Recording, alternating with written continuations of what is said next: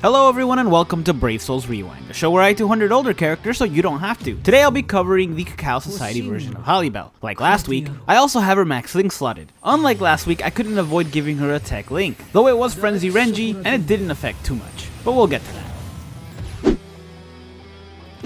So we're starting off with a normal attack damage build, and honestly I had no hope for this build. Her attack stat isn't that high, she only has a plus 20 bruiser, and most importantly her normal attack does not pierce. But much to my surprise, this build was way better than I thought, mostly because of her strong attacks. When she got resurrected she got a plus 20 berserker, and she has frenzy. As a result, her strong attacks dealt a decent amount of damage despite her being chappied. But the MVP for this build was her strong attack too. It's a crawling vortex move and she has havoc. This gathered enemies in one spot, and even though her normal attack didn't pierce, it didn't really matter when all the enemies were gathered together. A combination of the strong attack's damage and the normal attack damage made this run of Inheritance Zone actually really easy. With that said, it was kind of slow, since when the enemies weren't grouped up together, it took a lot longer to take out the enemies using only your normal attack. Still, the build itself is really safe, but unless you want a quest to take forever, I'd probably use another build.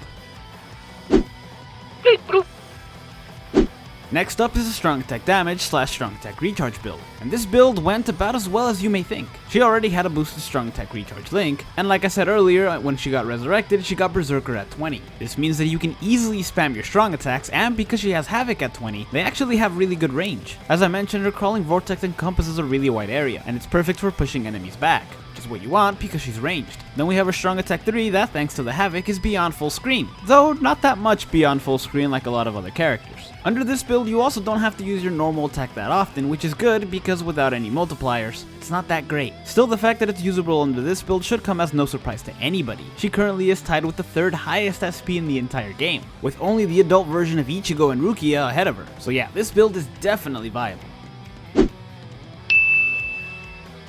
Now finally we have the hybrid build, and honestly before I started filming this, I actually thought that the strong tech recharge and strong tech damage build would have been better, but once again to my surprise this build was better, and was actually faster than the previous build. Now I did have Frenzy Renji to increase my stats a little bit, but it wasn't enough to really make that much of a difference. I mean, it's Frenzy Renji, and under this build both her strong attacks and her normal attacks are actually useful, and the combination of strong attack 2 and normal attack is way better under this build. Now obviously you can't spam your strong attacks as fast as the last build, but it's not like you're waiting forever either. After all, she does have a boosted strong attack recharge link, so you get them back pretty fast, and when you have to use your normal attack it actually does decent damage. I also found this build to be the most fun, since you get to use every attack the character has to its fullest, and at the end of the day that's what I enjoy most about this game. So yeah, this build is also viable.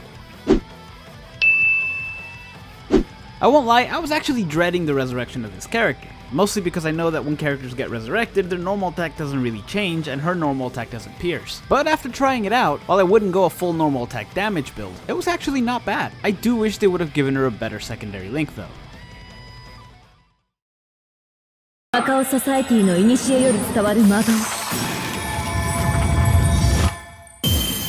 いきます。ミントショコラメイズ。